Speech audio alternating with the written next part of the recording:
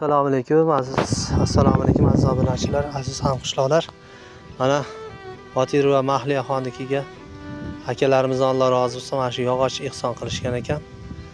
Shopir akalarimizdan ham Alloh rozi bo'lsin. Mana shu xolis Allohning yo'lida xizmat qilishyapti. Birodarlar, aziz hamqishloqlar, kelinglar mana shu xonadonni o'rtada hashar yo'li bilan shu bitirib beraylik. Albatta ajr savobi Allohning o'zi va'da qilgan. Barchalaringni mana shu xayrli ishda yelkama-yelka bo'laylik deb shunga taklif qilaman, shunga da'vat qilaman birodarlar. Allohim ikki dunyolaringga hujjat bo'lsin qilayotgan yaxshiliklaring, qilayotgan xayr ihsonlaring birodarlar. Mana to'sin olib kelishibdi. Qalaramachi akamiz.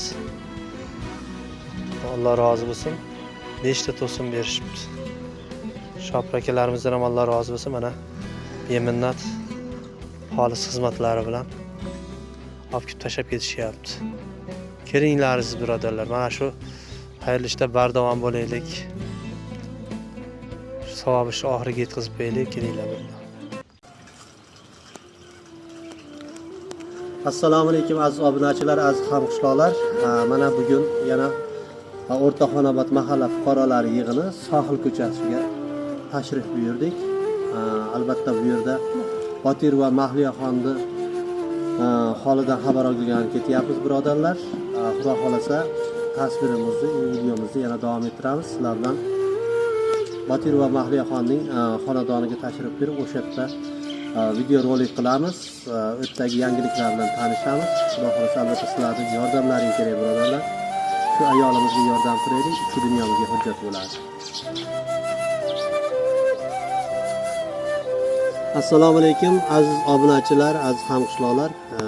Yana bir bor barchalaringga alangali salom. Birodarlar, mana hozir Botir va Mahliya xonning xonadoniga tashrif buyurdik. Mana ko'ryapsizlar, hali qurilishimiz chala. Birodarlar, mana shu ko'p ihson qilib yordam qilgan akalarimizdan Alloh rozi bo'lsin. Ko'pchilikdan Alloh rozi bo'lsin. Sizlarni yana bir bor murojaat qilishimizdan maqsadimiz shuki, shu shiferini yog'ingarchilikdan shoshilib ustini yopaylik deb yog'ingarchilikni oldini olish maqsadida, yog'ingarchilikdan devorlar yuvilib ketmasin degan maqsadda shifer olib qarzga shifer qoqishgan birodarlar. Agar mana shu qarzdan chiqishida yordam qilsak, Alloh ikki dunyomizga hujjat qiladi. Sizlardan Alloh rozi bo'lsin. Mana shunaqangi yaxshi kunlarda, yaxshiliklarda Alloh o'zi sababchilardan qilsin. Sizlardan yana bir bor iltimos qilib so'raymiz birodarlar.